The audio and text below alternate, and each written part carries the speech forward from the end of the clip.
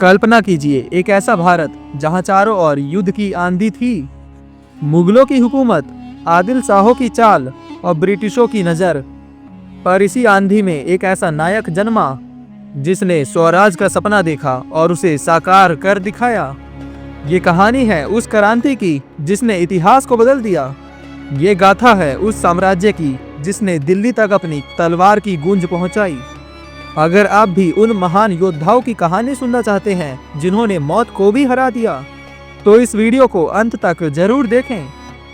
17वीं सदी का भारत, एक ऐसा दौर जहां पूरा देश बाहरी आक्रमणकारियों के अधीन था। मुगल सल्तनत अपने चरम पर थी। आदिल शाही, निजाम शाही और पुर्तगालियों ने भी अपनी जड़ें जमा ली थी। हिंदू राजा कमजोर हो रहे थे और स्वतंत्रता वो तो बस एक सपना बनकर रह गया था। लेकिन इस तूफान में एक आवाज गूंजी, एक ऐसी आवाज जिसने लाखों लोगों के दिलों में स्वराज की ज्वाला जला दी। और यह आवाज थी छत्रपति शिवाजी महाराज की। 16 फरवरी 1930, एक ऐतिहासिक दिन जब सिवनेर के किले में एक बालक का जन्म हुआ। शिवाजी महाराज के पिता शाहजी भोसले बीजापुर के सेनापति थे, लेकिन उनकी माता जीजाबाई ने उन्हें एक अलग ही शिक्षा दी। जीजाबाई बचपन से ही शिवाजी को रामायण, महाभारत और हिंदी स्वराज के किस्से सुनाया करती थी। यही कारण था कि शिवाजी मात्र एक महान योद्धा नहीं, बल्कि एक महान रणनीतिकार और कूटनीतिज्ञ बने।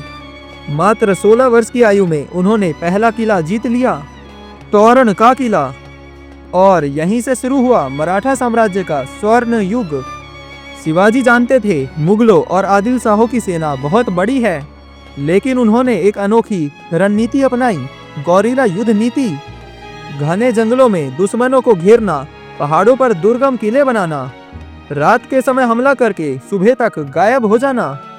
यह वो रणनीति थी जिससे मुगल और आदिल शाह पूरी तरह से परेशान हो गए। शिवाजी महाराज ने मात्र 300 सैनिकों के साथ प्रतापगढ़ का युद्ध जीता, जहां अफजल खान की विशाल सेना भी उनकी तलवार के आगे टिक नहीं पाई। शिवाजी महाराज के बढ़ते प्रभाव से मुगल सम्राट औरंगजेब डर चुका था।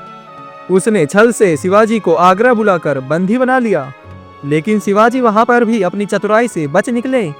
सन 1674 में रायगढ़ के किले पर एक ऐतिहासिक घटना घटी। छत्रपति शिवाजी महाराज का राज्य अभिषेक हुआ। उन्होंने मराठा साम्राज्य की नींव रखी और स्वराज का उद्घोष किया।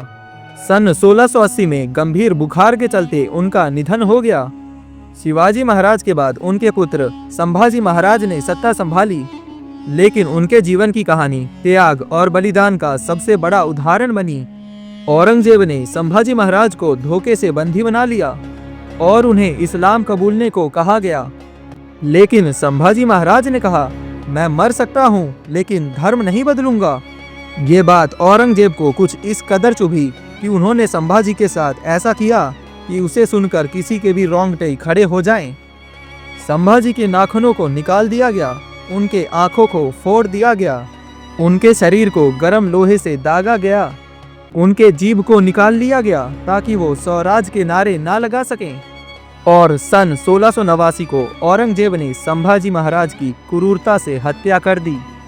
संभाजी महाराज की शहादत ने पूरे मराठा साम्राज्य को जोश से भर दिया और यह लड़ाई और भी भयंकर हो गई।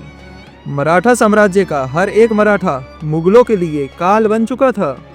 समय यूं ही बीतता गया और अब मराठा साम्राज्य को पेशवा संभाल रहे थे, खास तौर पर बाजीराव पेशवा, जिनका नाम इतिहास में महानतम सेनापतियों में लिया जाता है।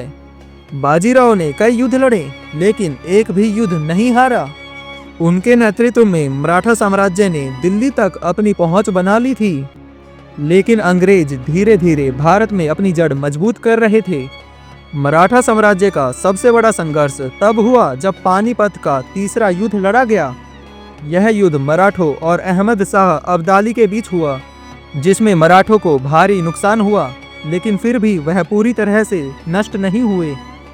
19वीं सदी में अंग्रेजों ने मराठा साम्राज्य को तोड़ने की पूरी कोशिश की, लेकिन मराठा योद्धाओं ने अपनी अंतिम सांसें तक लड़ाई लड़ी। सन 1818 में अंग्रेजों ने मराठा सत्ता को कमजोर कर दिया, लेकिन उनकी संस्कृति, उनकी बहादुरी और उनकी स्वराज की भावना आज भी अमर है। आज भी जब हम मराठा इतिहास को देखते हैं कि स्वतंत्रता केवल एक वरदान नहीं बल्कि संघर्ष का परिणाम है। यदि आज हम स्वतंत्र हैं तो उसमें मराठा वीरों का भी बहुत बड़ा योगदान है। यह सिर्फ इतिहास नहीं, हमारी पहचान है। अगर आपको मराठा साम्राज्य की ये वीर गाथा पसंद आई तो वीडियो को लाइक और चैनल को सब्सक्राइब जरूर करें और इस वीडियो को ज़्यादा से ज़्यादा लोगों तक पहुंचाएं ताकि हर कोई अपने गौरवशाली इतिहास से परिचित हो सके।